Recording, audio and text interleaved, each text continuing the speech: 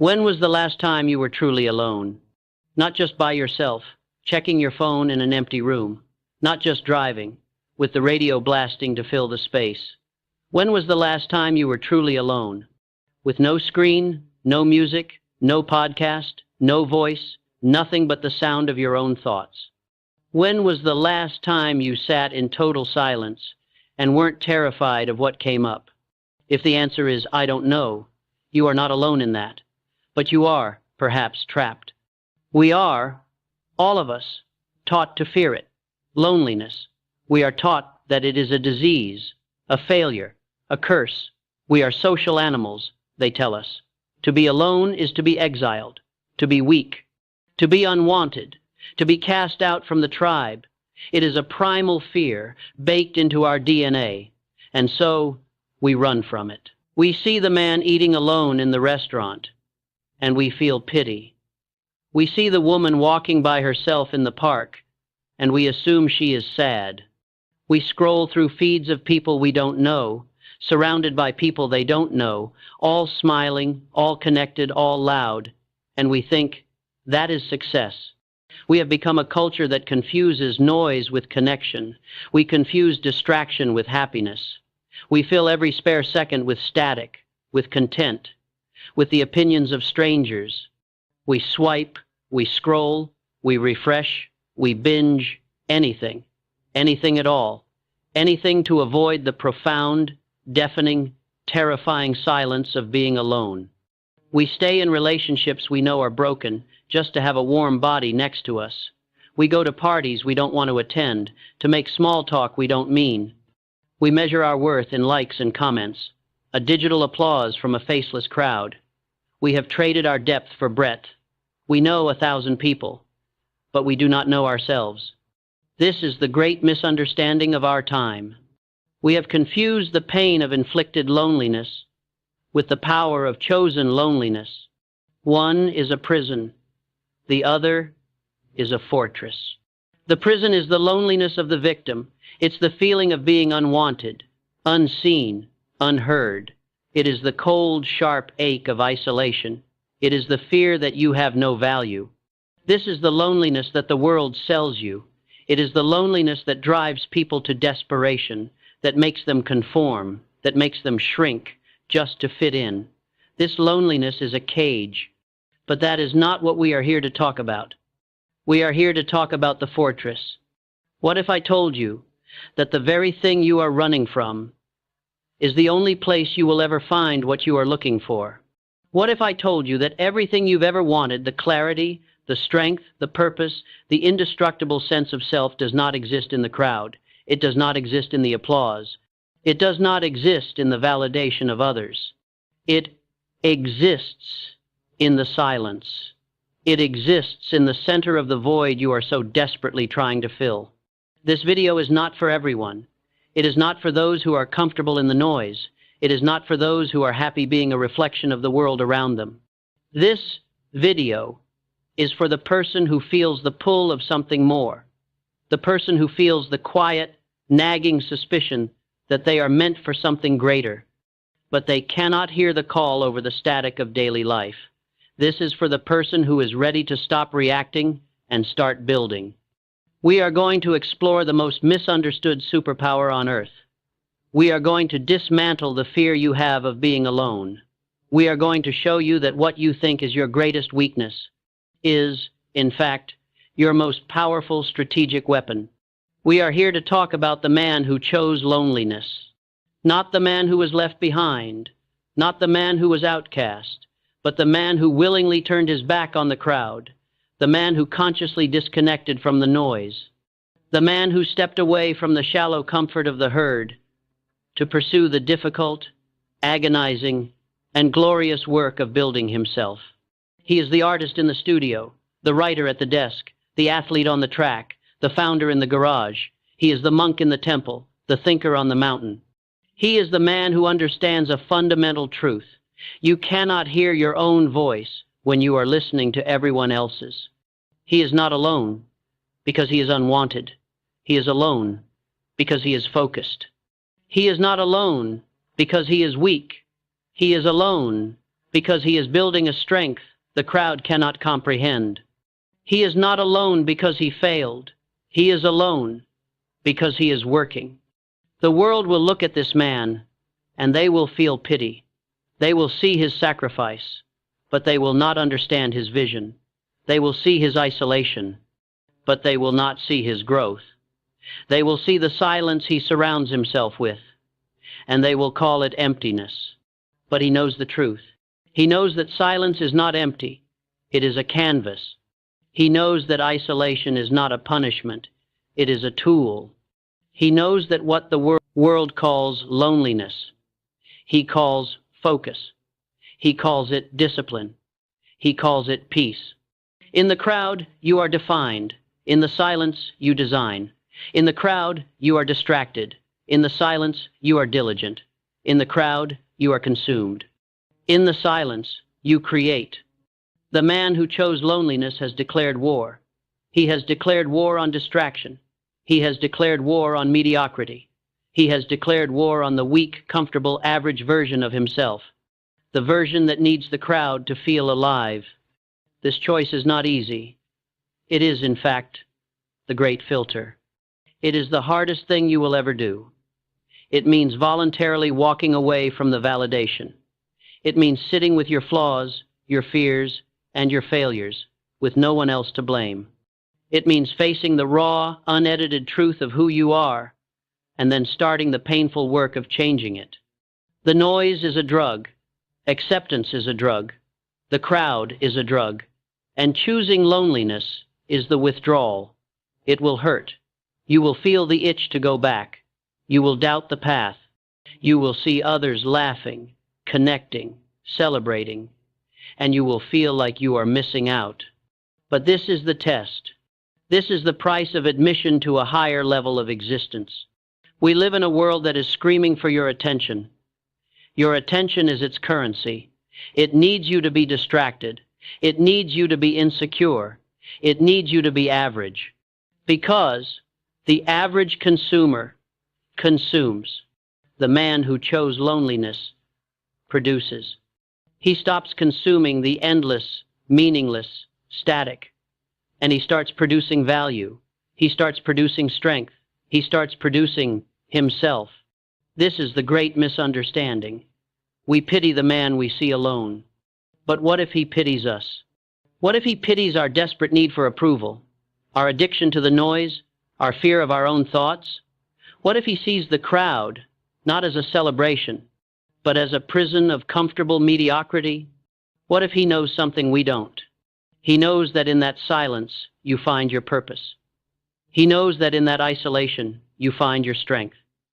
He knows that in that loneliness you find yourself. This is not a message about how to survive being alone.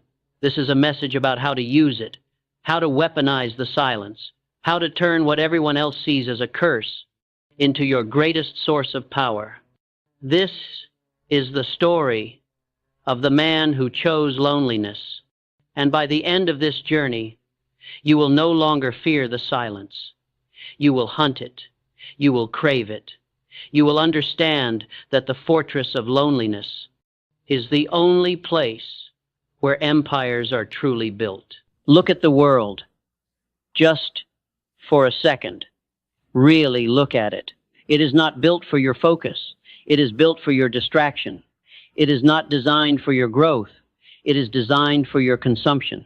This entire, vast, interconnected, screaming world is a machine that runs on one fuel, your attention.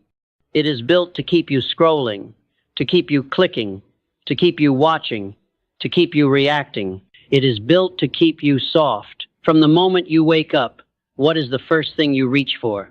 Your phone, before your feet even touch the floor. And with that single act, you have lost the first battle of the day. You have invited the noise of the entire world into your mind before you even had a chance to listen to your own. You scroll. You see the lives of others, not their real lives, not the doubt, not the struggle, not the fear. You see the performance. You see the vacation you can't afford, the body you don't have, the success you haven't achieved, the relationship you crave, And in less than 10 seconds, you feel behind. You feel less than. You feel late. That is the noise. It's the cheap dopamine of a notification. The ping that feels like connection, but is just a digital breadcrumb. It is the illusion of productivity, checking emails and messages, feeling busy. But are you moving forward, or are you just treading water? Are you acting, or are you reacting? The noise is the endless stream of opinions. Opinions from people you've never met about how you should live your life, about what you should believe, what you should buy, who you should be. Every post, every article, every podcast is a subtle, relentless whisper. You are not enough. You are not right. Change, conform, fit in. And so we do. We chase the comfort of the crowd. The crowd is warm. The crowd is safe. The crowd offers acceptance. To be in the crowd is to be normal, to be liked, to be validated. But the crowd does not move. The crowd drifts. The crowd moves in a circle. It chases the same things, talks about the same gossip, and complains about the same problems. The crowd hates the individual. It despises the person who breaks the pattern, the person who dares to have a different standard, the person who demands more from themselves. Why?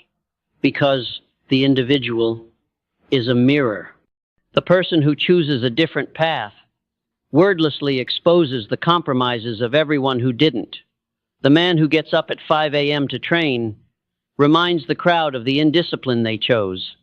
The woman who spends her Friday night building a business reminds the crowd of the potential they are wasting. And so the crowd pulls. It pulls you back.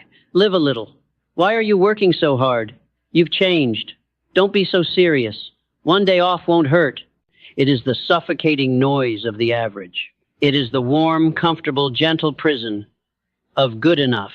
And most people will die in that prison.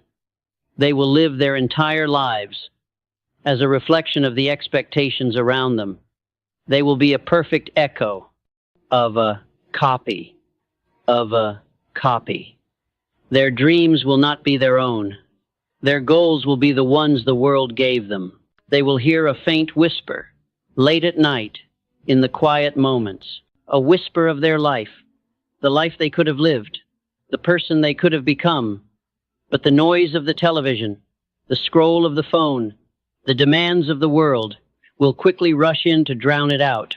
The price for the comfort of the crowd is your potential. The price of belonging is you. But the man who chose loneliness, he sees this. He sees the trap. He sees the golden cage of acceptance. He sees the deafening, suffocating noise, and he understands the transaction. He sees that to build anything great, anything real, anything his, he cannot move with the herd. He understands that greatness is born in the silence. He understands that purpose is forged in the isolation. He understands that identity is built alone. So he makes a choice. It is not a loud choice. It is not a dramatic exit. There is no announcement. There is no speech. It is a quiet, firm, and total pivot. It is the choice to disconnect so he can reconnect. He disconnects from the world so he can reconnect with himself. He is the man who leaves the party early. He is the man who lets his phone die. He is the man who deletes the app. He is the man who says no. He says no to the invitation, no to the obligation, no to the distraction, no to the opinion. He chooses the empty room. He chooses the early morning. He chooses the boring work. He makes this choice not because he hates people. He makes this choice because he loves his purpose. He loves his future self more than he loves the temporary comfort of the present. He respects his potential more than he respects the opinions of the crowd. He understands that you cannot build while you are reacting. He understands that you cannot create while you are consuming. He willingly steps away. He chooses the silence. He chooses the hard path. This choice is not a celebration. Do not misunderstand this. This is not a fantasy. This is not a montage of instant success. This choice is a sacrifice, and it will hurt. The moment he makes this choice, the moment he steps out of the noise, the pain begins. It is the pain of withdrawal. The silence at first is not peaceful. It is deafening. In that silence, all the things he was using the noise to escape, they all come to the surface. His insecurities, his doubts, his fears, his addictions, his past failures. There is no one to blame. There is no feed to scroll. There is no friend to call. There is no distraction to run to. It is just him and the truth. Doubt becomes his only visitor. The silence screams at him, "You are making a mistake. You are falling behind. You are wasting your life. You are alone." This is the first test. While he is sitting in that quiet room, working, the world does not stop. The parties continue. The celebrations happen. Life goes on. He will see the photos. He will hear the stories. He will feel the sharp, bitter sting of missing out. He will feel like a ghost, present but unseen. His phone will stop ringing. The friends who only knew him as a distraction, they will fade. The invitations will stop coming. The "where have you been" messages will turn into silence. He will be misunderstood. This is the deepest cut. His family will call it a phase. His friends will call him weird. Strangers will call him arrogant. People will look at his isolation, and they will call him lost. Who does he think he is? Why is he acting like he's better than us?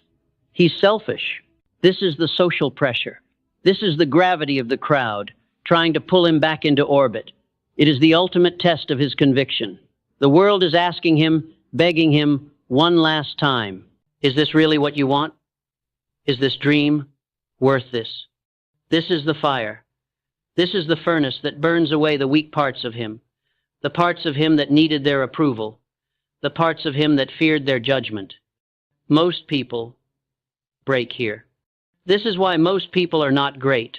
This is why most people live lives of quiet compromise. Because this pain, the pain of chosen loneliness, is often greater than the pain of staying in the noise. But the man who chose loneliness endures. He accepts the pain. He accepts the misunderstanding. He accepts the sacrifice. He understands a critical, fundamental law of the universe. You cannot have the results without paying the price. The crowd wants the results. They want the success, the freedom, the body, the wealth, but they are not willing to pay the price. The man who chose loneliness pays the price daily. He pays it in the lonely mornings. He pays it in the disciplined nights. He pays it in the no's that hurt to say. He pays it in the isolation. He is not a victim of this pain. He is a student of it. He is not being punished. He is being forged. He knows that this acute, temporary pain is the only thing that can buy his permanent, future freedom. He knows that this isolation is the only ground where true greatness can grow. And so he stays. He stays in the silence. He stays with the work. He faces the doubt. He endures the loneliness. He is not running from the world. He is building one.